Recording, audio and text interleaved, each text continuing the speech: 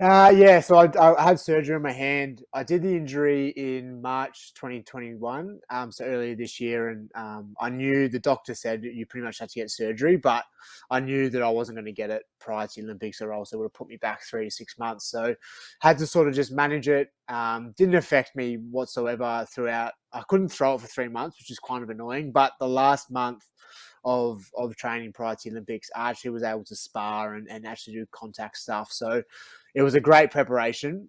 It would have been ideal if I could throw it those 3 months, but that last month was all I needed, really. I thought, and then yeah, got surgery after, and the doctor says 3 to 6 months. But hopefully, maybe back in the gym very soon. I know Freedom Day's next week in Sydney, so I'll be doing one-handed stuff next week at least. Well, fingers crossed, right? Because when we say Freedom Day, the original date was the 18th. Then now there's talks of the 11th. But I've also read articles now saying that 25th because we're waiting for 80%. So I'm kind of like, and now that we've lost Gladys, I really don't know what's going on, right? Like it's a bit all up in the air. But was it one of those cases that, as you said, like in preparation, like did you find having injured your hand like that, were you still able to work on the other hand? Because when it comes to like combat sports athletes, and I deal a lot with MMA as well, and they sometimes talk about that if they can't strike, their wrestling really improves because they focus so much. So I'm not sure which one it is right now, if it's your jab or your cross hand, but was it a case that you were still able to work on the other hand, and did you see some massive improvements on that hand? Yeah, so it's actually, I always look when I have like a problem or a situation, I always look for the silver lining.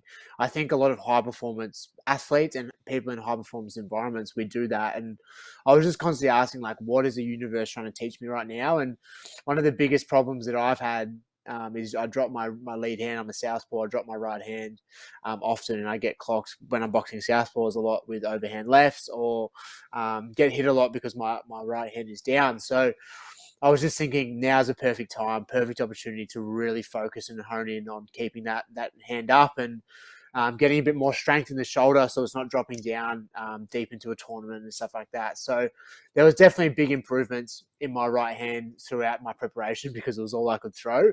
There was times though that it was burning because I was overusing it. And I was like kind of concerned that I might get like an injury because you overuse and stuff like that, but managed it well.